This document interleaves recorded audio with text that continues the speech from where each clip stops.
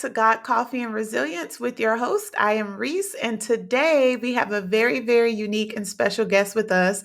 Her name is Karen Yates. Karen, how are you doing this morning? I'm doing wonderful, Reese. Thanks for having me. Of course, thank you for taking time out your morning to be with us. I'm super excited for you to share your story of resilience and all the things. But before we get started, I usually try and do an icebreaker so that the audience can try and get to know a little bit about you. And it's been fun to see the responses because this one question that I asked stumped everybody. So I'm going to try to ask the easier question first and just ask you, what is your favorite caffeinated beverage? Caffeinated beverage. I have to admit it's Pepsi. Pepsi. I have a best friend that likes Pepsi. Yes, she's a Pepsi drinker. I am a Yeah. ginger ale drinker. Oh, yeah. See, my parents, we grew up in Michigan. I grew up in Michigan, and there was this ginger ale called Verner's, which is really, really strong. And so I used to like sneak a little bit from my mom's, and every time the Uh-huh. bubbles would just tickle my nose and make me cough. So I always Jeez. associate ginger ale with this really strong one that now I think I would enjoy it. But as a child, it wasn't. I'm trying to sneak a treat here and it's making me cough. Gosh, is this stronger than Seagram's? Because I usually like Seagram's burns. Oh, Verner's is so strong. It used to be just in Michigan and they've kind of spread, they got Kind of acquired by one spread. of the big beverage companies. But if you ever see it, you should try it because it's definitely a different taste. Well, I will definitely put that on my list. I've been learning about all different types of caffeinated beverages. I've never even heard like teas and different things. So I will put that on my list. Verner's. Well, my second question is what are three things that most people wouldn't know about you or wouldn't expect from you?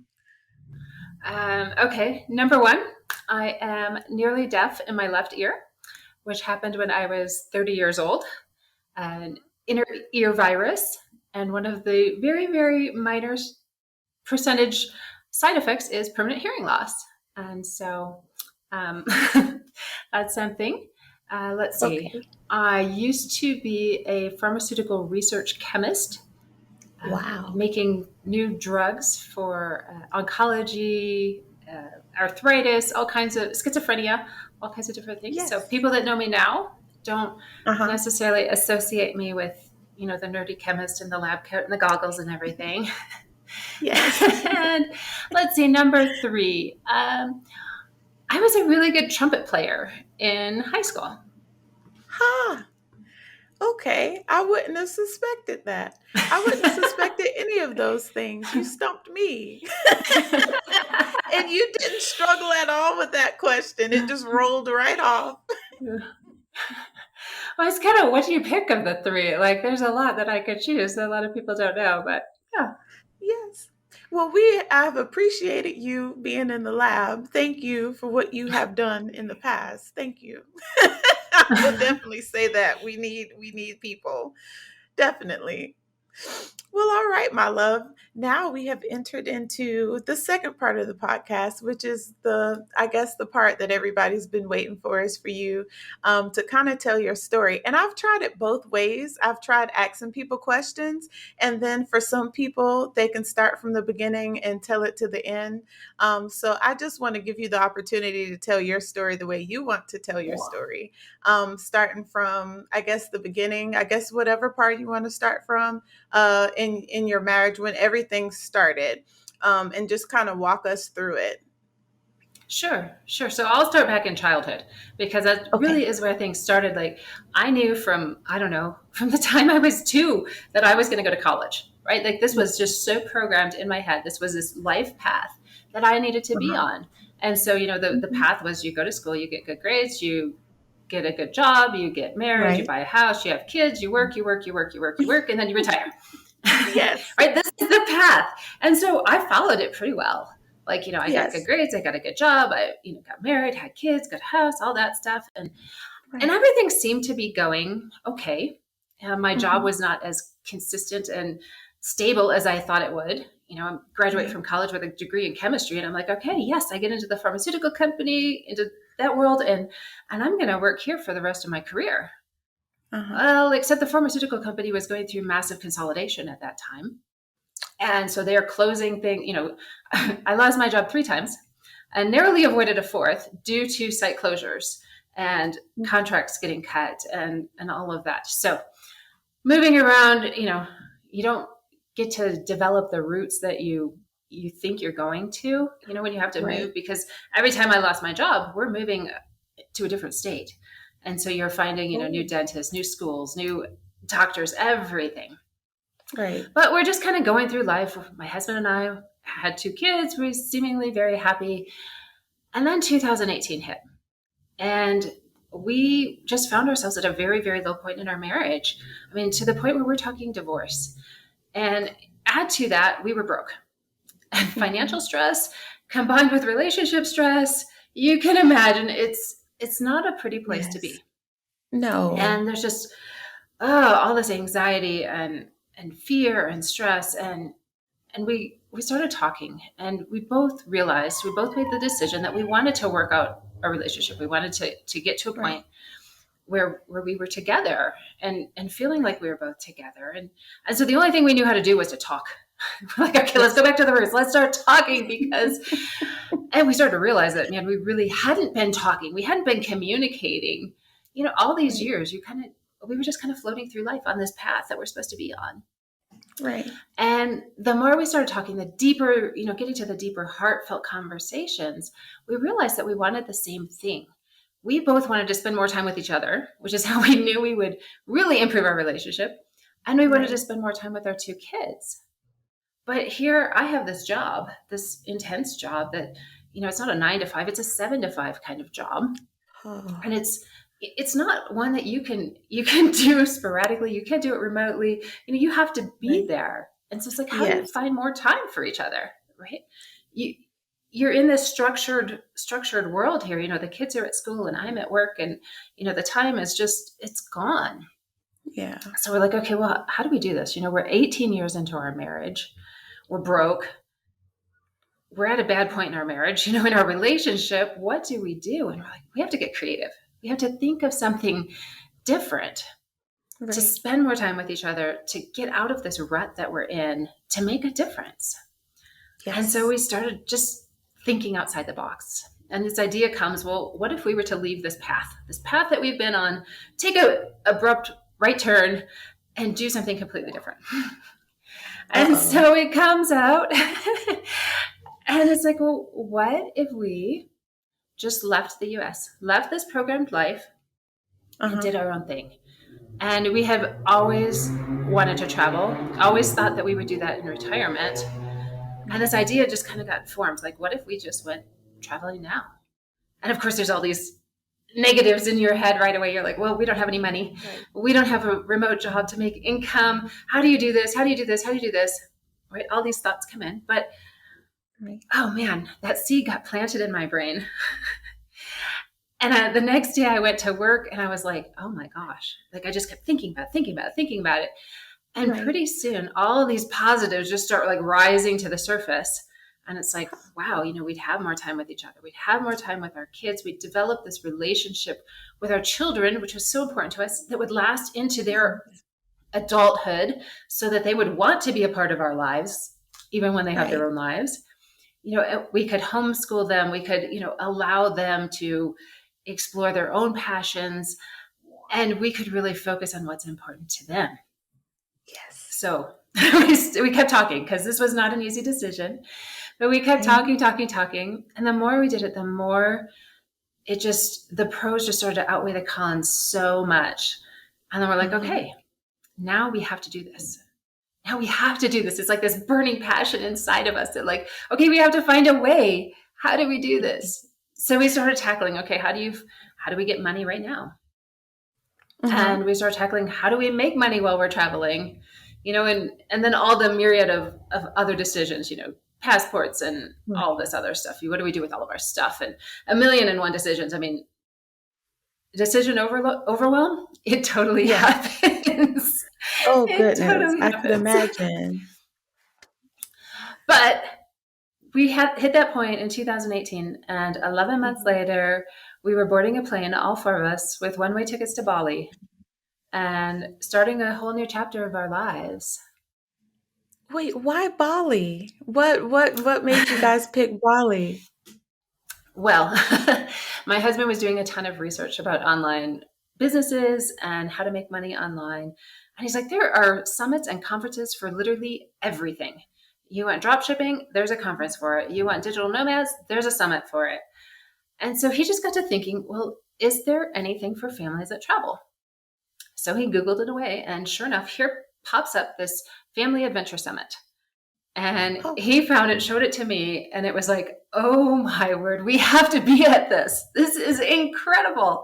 This is for families that travel, that do what we want to do, that uh-huh. homeschool their kids, that some travel around the world, some travel in RVs around the US. It's every flavor of traveler. Uh-huh. And they were having their next summit in Bali. And Wow. so that set our timeline, and we were like, well, we're not doing this half measure. We're going to do this. Yes. Okay, we're going to end up in Bali. Like, who doesn't want to go to Bali anyways, right? So, Yes.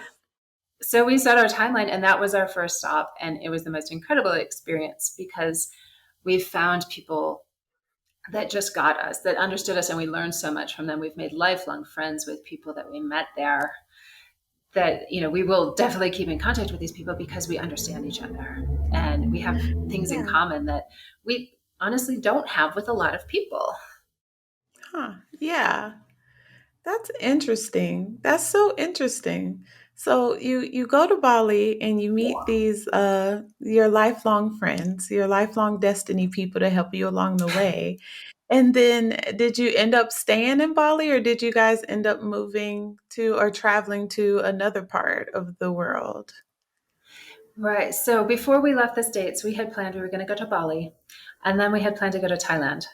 My husband had actually Okay. gone to Thailand in 2018. The end of 2018, he had gone there for an internship to learn some Uh-huh. online business stuff. And while he was there, he had experienced a lantern festival. So where they light these giant paper Oh. lanterns and they go up in the Ye sky. And these aren't like little lanterns. These are like No, 5 foot like the big diameter. ones. Yeah, like Yes, 5 foot I've seen the diameter pictures. lanterns. Yes, I've seen the pictures on some of the traveling sites where people Yes. go and they take the pictures. Oh, so pretty. Yes. So he had been there in 2018.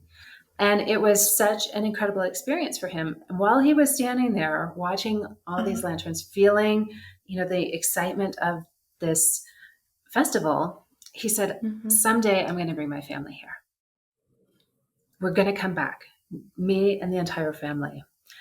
And so we ended up in Bali, and he's like, well, we're going to go to Thailand and we're going to go to that Loy Krathong Lantern Festival.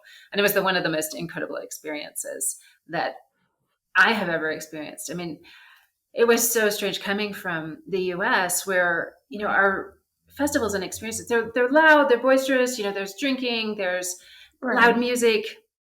And here it was, I mean, like millions of people crowded in here. There's no drinking. The It's this happy atmosphere Yes. that is just this celebration. Like every time a lantern would go up, and these take a while to light. Like they're like this wax ring that you have to get lit, and so you have to hold Uh-huh. the lighter to it for quite a while. And eventually, the air warms up in the lantern enough for it to rise. Well, Uh-huh. every time one of those would go up, everyone around would just cheer and clap, and there's just this sense of excitement, and oh, it's just so beautiful. And so we experienced that, and it was the most amazing thing. And I'm Well, so glad that my husband had decided that yes, I'm going to take my family there. yes, I'm wondering. Now I'm interested to know, like, what does the lanterns represent in Thailand? Like what does it represent? Like what part of the culture? What does it I'm not mean? certain. I didn't dig into it, but it was just the most incredible thing. Like I remember watching the movie Tangled when one of mine Yes. was really little, and we were in a watched it in 3D. So we had the glasses on, and the lanterns are like floating up, and all these kids are like reaching their hands up, trying to grab them in the theater. And Right. it was kind of the same experience. There's just all these lights floating up into the sky, and it's just so peaceful and happy and celebratory, and just it still gets me like when I think about that festival. Right. Oh my goodness. So, like, from that big hop and jump, I don't know how old your kiddos were when you guys made the decision, but how have they adjusted to you guys' new lifestyle, like their lifestyle? Right. So they were 12 and 7 when we left. Uh-huh. And the 12-year-old, it was a little bit more difficult, but we consciously made the decision to do this before he entered high school Right. because, he was on a programmed path too. As much Yes. as I look at that programmed path and I'm like, oh my gosh, I want to escape it. Well, I had been doing the same thing. We had been doing the same thing with our own children, right? And so the Uh-huh. 12-year-old had 12 years of being programmed that this is normal. And then all of a sudden Right. we're scooping him out of normal and taking this abrupt right turn. But he has really fallen in love with it because he gets to explore things that he wouldn't have time to do otherwise. If he was in high school Right. in the States, he's a computer nerd. I mean, just through and through, he's a computer nerd. and he's fine with me calling him that. Yes. But he's been able to take Harvard computer science courses online at 13, at 14 years old, Uh-huh. and complete them. And he wouldn't have the time to do that on his own, if he were in a US high school. And so he's Right. been able to like explore this passion and really dive into it at, an age when most people, most kids are, they're doing their sports things, they're doing their extracurriculars, and Right. that's it. And he's able to really dive into something that he feels passionate about. Yes. Now our daughter was 7, she's 9 now, and this has just been like the best thing in her life. I mean, we were worried when we were going to tell her because we're like, she was 6 at the time. We're like, time just takes on forever, and she was the more social one. And we're like, oh no, we're taking her away from her friends. And the minute she found out that I wasn't going to be going to work, she was like, yes, when are we going? I'm I all get to in. say I'm all in. And it's the same for her though. She's able to do her schoolwork at her own pace, which is much Mhm. faster than she was doing in the public school. Yeah. She's able to explore her passion of art. We do online art classes with her. She's done Zoom classes with her grandma, who does a lot of art stuff. And it's just as she gets to read so much, and oh my gosh, it's just been a blast for them. And then you add to it that they get to experience different cultures and different Right. foods and different situations, and it's so much of an incredible experience for them. Oh, goodness. Well, how did your families take it? Is your families, like, originally in the United States? Did they think that y'all have lost your minds, or did how Um, did they respond? Pretty much. I will say they tempered their reactions. They didn't tell us that Right. we were crazy, but you could sense the underlying fears, the underlying concerns.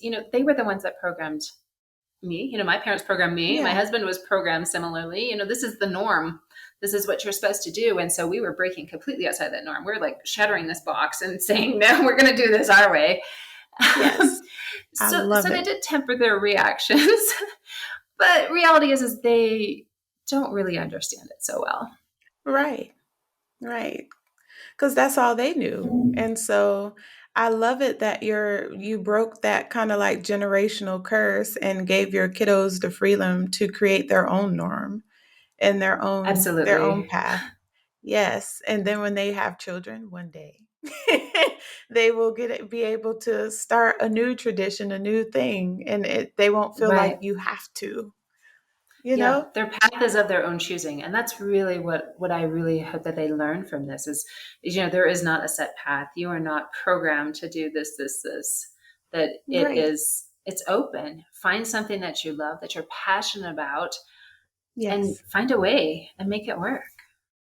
Yes, I definitely feel like as you were telling your story, it was a divine purpose that the seed was planted, and there was a reason why it kept replaying in your mind because it was meant for you guys to do it. I mean, everything just lined up perfectly. The summit in Bali at the perfect timing, everything came together, and it went just like butter. It sounds like. I mean, I know that in life you have things you have to think about and the complications, but when things go like that, it was meant for you. So I'm excited and I'm happy for you and your family, because it sounds like you guys followed your purpose. Yeah, there were definitely huge bumps along the way, huge hurdles along the way.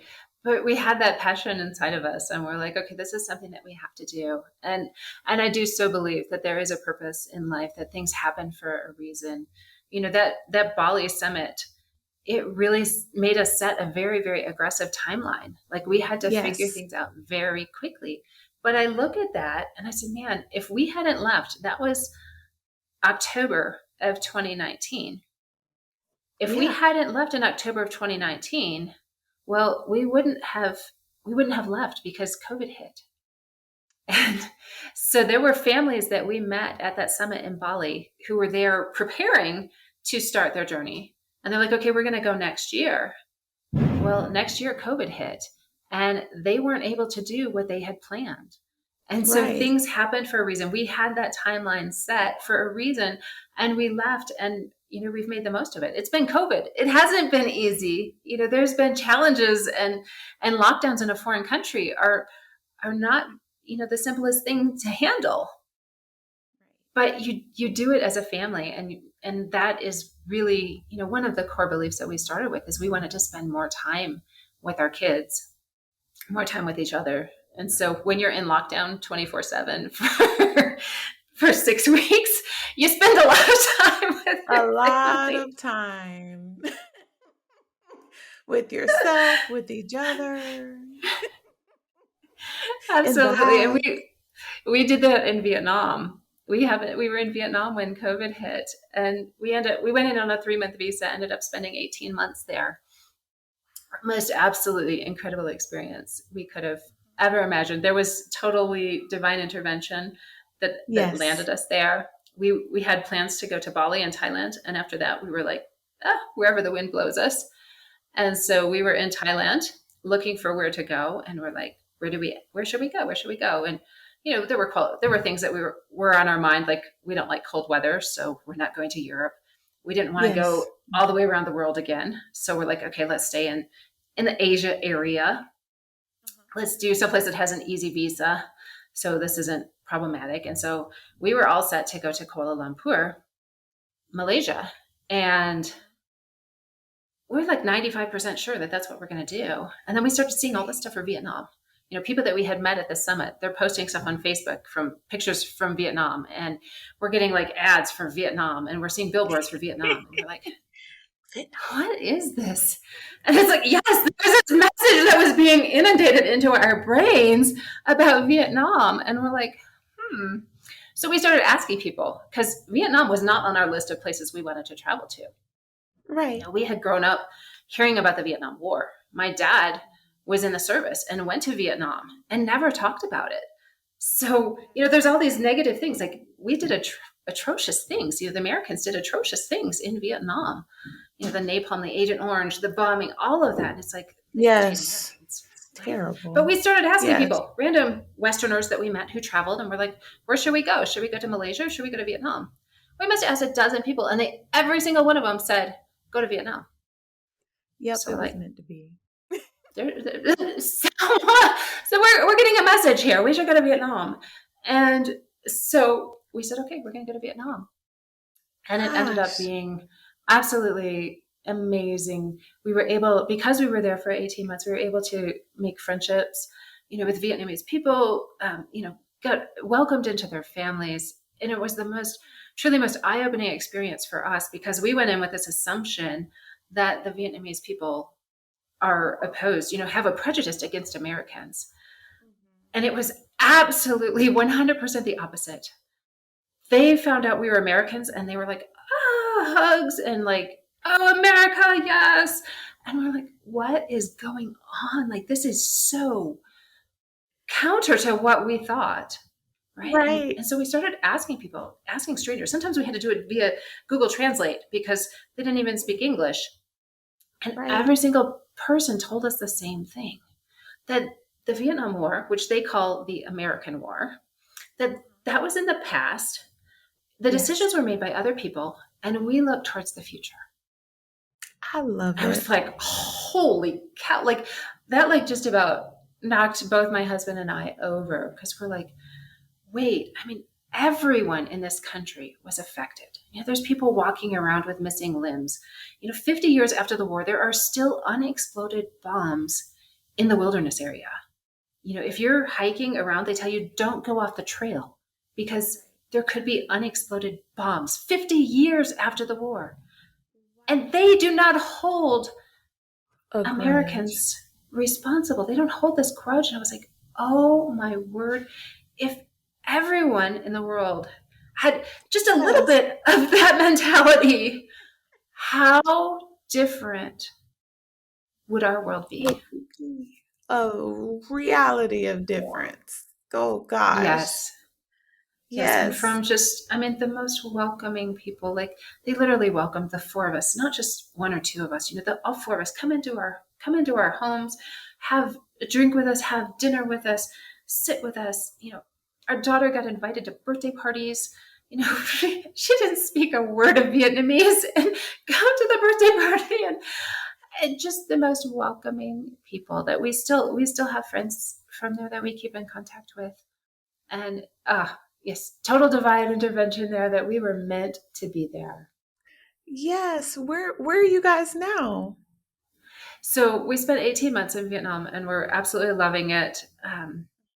And then in July, we were told that, no, in June, we were told that they would renew our visa one more time, but we had to have a flight out of the country. They were not going to renew our visa anymore. So we looked around and we're like, where can we go? And COVID's still in full force here. And Europe's great for Americans if you have the vaccine, but that wasn't an option. The vaccine is not available in Vietnam, certainly not at the time. They're a developing nation, they're getting it, but they're using it for their healthcare workers, for their first line people where they should be using it, not for American tourists. So we're like, okay, Europe is out. Where can we go?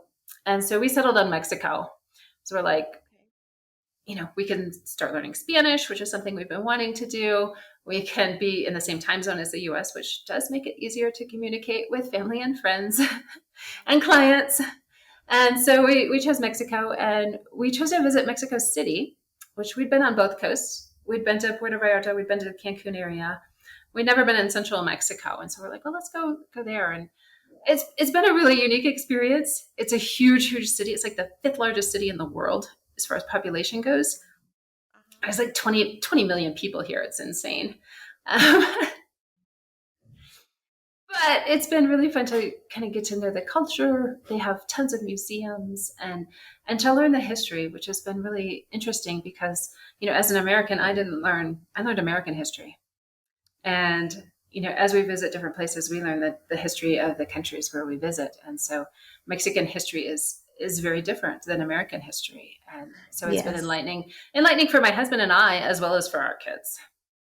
Yes, I just came back from Cabo. I loved it. At the end of September, and then 2019, I went to Cancun. So I love Mexico, and I love their currency of the American dollar. How much it is, and I always joke, and I'm just like, hey, one of these days I'm gonna take all the little bit of money I have and go over there and live lavish. And it's just hilarious because every time I go, I'm just like tipping. I'm just like, here's a couple of dollars, but it's not a couple of dollars, it's a lot of money. So yeah, in the American dollars over there, Yeah. but it's wonderful. I've always had a good time. They're always so sweet. Every time I go to Mexico, it's nothing but a good time. And I went by Yeah. myself.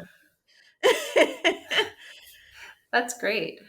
Yeah. The interesting thing for us is we found that when we had traveled, to the more touristy areas, the Puerto Vallarta and the Cancun area, nearly Uh-huh. everyone speaks English that you run into. Right.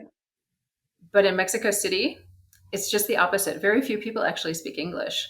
And Right. so it was a little bit eye opening for us because we're like, oh well, they learn English, right? Right. And very Right. few actually do. So it's been a little bit more challenging actually for us to communicate. But it's incredible how much you can communicate even without Google Translate. Make Yeah, yourself it was understood. And funny. Um, I got locked out of my room and I ran into this guy who was working at the hotel when I was in Cabo. And I said, I'm locked out of my room. And he was like, no habla English. And I was like, yo habla español un poquito. And I was like, locked. And he was like, no, he went to go find someone and he spoke a little bit and he was like, I don't have the key. And I had to walk all the way up to the front, but I found that hilarious because I was like, and he was like, we're not this. communicating. Well, I know that we've been talking for a little bit, but tell us, what did you end up doing financially that was successful? Like, how did you and your family survive? Because I know you kept saying we were in between blessings, we were a little broke, but how did we overcome that? Right.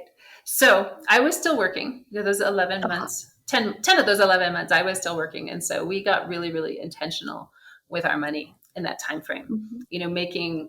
Making certain that the money that we were spending was helping us towards our goal, or that Right. we were really, really enjoying it. So for instance, going out to dinner. We like going out to dinner, but we would make the decision that, you know what, maybe we're not going to go to the really nice restaurant. We're going to, Mhm. take a step down, or we're going to get some pizza, to still enjoy the experience, but to not spend as much, because it was really Mhm. important for us to hit that goal of having 1 year's worth of expenses saved up before we Right. said goodbye. Right. And then the second part of that was really coming up with a business, a way to make money online while we travel, that it wouldn't matter. We weren't really interested in remote work because we were like, okay, we want the freedom of time so we can do our business, when we want to, or in a different time zone. And so we had started with marketing and we did okay with that, but we found that we weren't really passionate about it. It wasn't something that lit us up, it was more of a job. Uh-huh. And so we started talking some more and we're like, man, what should we do? What really lights us up? And we went back to our thoughts when we were telling all of our friends and coworkers and family members that we were going to be leaving the States and traveling. There were one of two responses. The first response was, I don't really understand you. This you're doing something completely different. I don't understand. But the Right. second response was like overwhelming, like, oh my gosh, you guys are going after your dream. That's so incredible. That's Yes. wonderful, all of that, right? And we're like, we need to inspire people to go after their dreams, because that Yes. response was, what, I have a dream and I'd really love to go after it. And you're doing it and that's amazing, right? So we're like, oh man, we need to do this. We need to inspire people to go after those dreams, to not hold on to them for maybe someday, hopefully, cross my fingers, hope it works out, but really to go Right. after them now. And then we took another look back and we said, you know what? We did something crazy here, right? Like we went in 11 months, we went from broke to having 1 year's worth of expenses saved up while planning for this trip and everything else. We're like, we did this through, different financial decisions, and we need to share that framework. We need to share this mentality of Right. money so that not only are you inspired to go after your dream, whatever that dream is, whether it's travel or another house or, you know, a trip, whatever, that Yeah. you also have the ability to get the money to actually make it happen. Because being inspired is one thing, but like really not having the money, Right. it doesn't matter how much you're inspired. You have to be able to have the strategies to actually get that money so that you can Right. enjoy that dream that you want to see. Right. So we created a financial coaching business called Inspire My Money, which is Uh-huh. just that, inspiring people to go after those dreams and then sharing with them the strategies that they can utilize to actually make it happen with the money that they have. Because in that 11 months of time, we didn't have a windfall of cash. We didn't win the lottery. We didn't get an inheritance. It was literally through conscious money management of what we had coming in, prioritizing it towards our goal and making it happen. Yeah, I feel like nowadays, like we spend so much time focused, it's money, money, money, money, money, money, money. Like very rarely do you see people enjoying life or going out or anything. It's like work, work, work. And when the weekend comes, we try to rest or we try to take care of the house. And before you know it, Monday's here and then we go right back to work and right back on the grind. And it's miserable it feels like 500 years, but it's miserable to do it for a couple of years, like 40, 50, whatever, and then retire at 65 and have nothing to show for it but a little social security check. And by the time you're old and crippled, it's time to retire and you want to travel the world, but you can't because you're sick and got all these ailments. Then you go into a nursing home and you just have nothing to show for it. It's just terrible. So I'm happy that you guys created Inspire My Money to inspire other people. Like what advice would you give people out here listening that might find themselves in a similar situation where they want to do something that's outside the norm, or either they're inspired to do something outside the norm? That's not the problem. Their financial stability is the problem. Like, what would you say to kind of like give them a little oomph to tell them to like keep going? Sure. So the first thing I'm going to say is probably going to sound counterintuitive, but I would say don't go on a budget. And I say that because I don't believe in budgets. We've never been on a budget. There are just so many negatives to budgeting. You feel restricted, you feel less, you feel, the sense of just minimalism, right? Like you can't spend money, right? And it just creates this negative cycle of emotions, which I always relate it to dieting, right? People go on a diet and like they're restrictive, right? You can't have this food, right? And what do? You think about that food all the time. Like, oh my gosh, I want that. I want that cookie, or I want the margarita, or I want that pizza, whatever it is, right?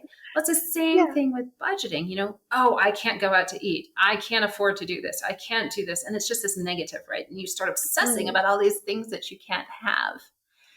And then just like on a diet, when people go off a diet, usually they end up in a worse place than before they started.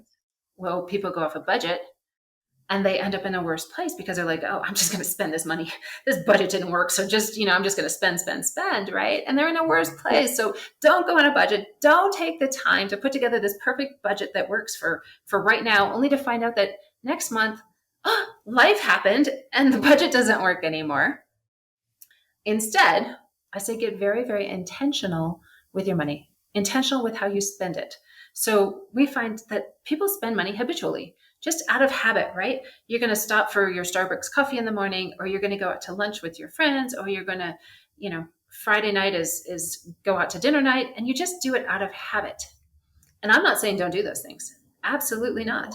But I am saying be consciously making decisions with that money. So when you're pulling through the Starbucks drive-through, what is this coffee doing for me right now? And is this coffee more important than my goal of what I really want to do? And some days that choice may be yes, that coffee is that essential to me. I need that coffee to make it through my day. And there is absolutely nothing wrong with it, which is another reason not to go on the budget, because the budget says, oh, I can't have that coffee.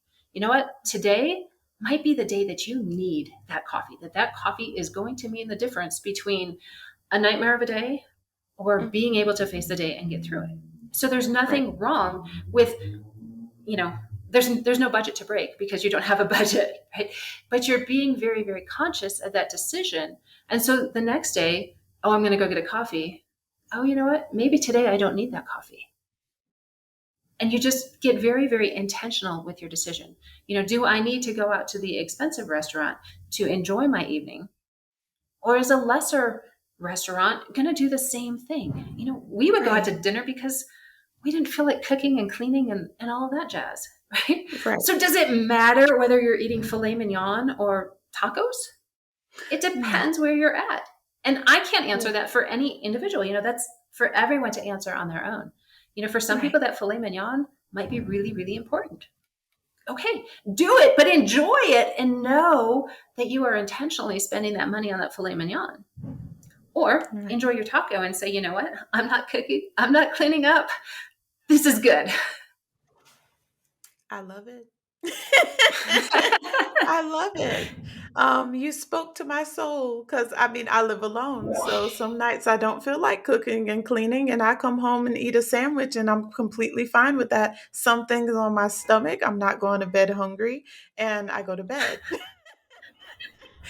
Where can people like definitely find you? Because I think that you and your husband, your family strategy can help a lot of people. A lot of think outside the box. Like a lot of people find people like Dave Ramsey and everything, which is great. Helped a lot of people get out of debt and different things like that. But people might not have that type of timeline or time frame, or people might need other skills. And I definitely believe that there is a place and a purpose for you and your family and what you guys are teaching and the skills and the strategies that you guys are sowing into the world. And so, where can people find you on social media?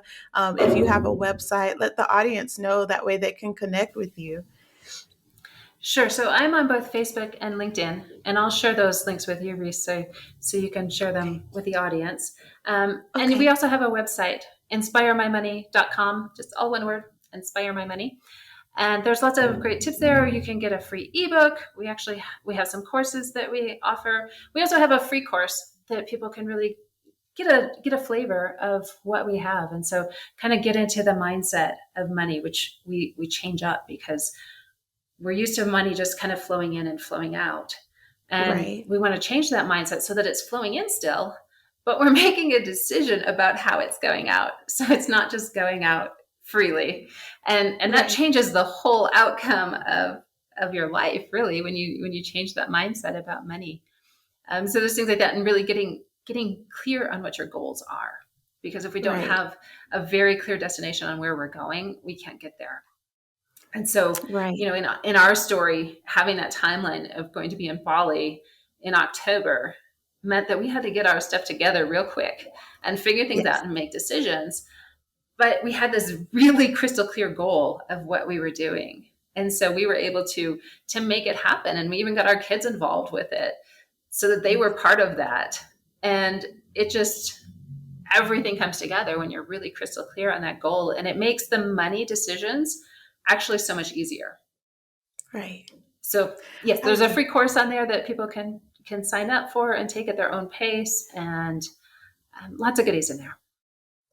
You guys hear that? Do you hear how much passion she has, but also just the love for it? I can definitely hear that in your voice. Here you guys are, you have a family of four, and you guys are traveling the world, and this is your bread and butter, and there's a free course. You guys, do you hear free course?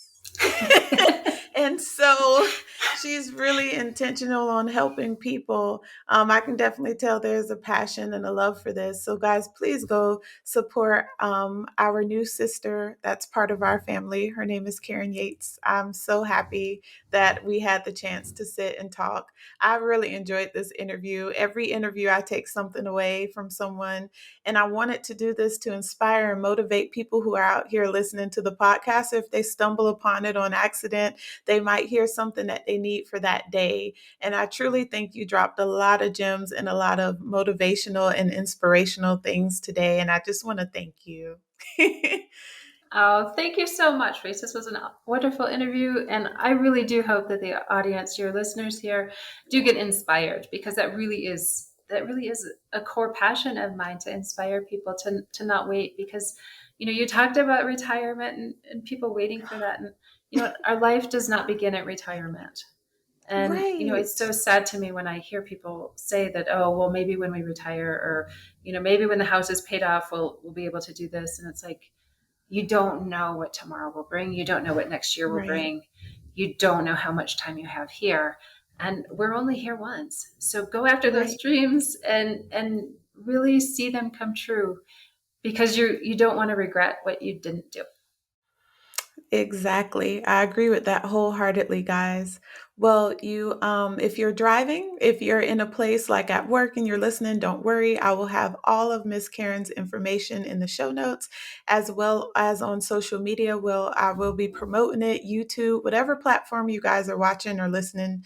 Her information will be in the show notes or the caption. But thank you again, Karen, for coming on today. I really really, really enjoyed you. I might have you come back. I might have to definitely have you come back. Well, thank you again, Reese. It has been a blast. Yes. And until next time, guys, please stay safe out there and we will see you on the next episode. Bye, guys.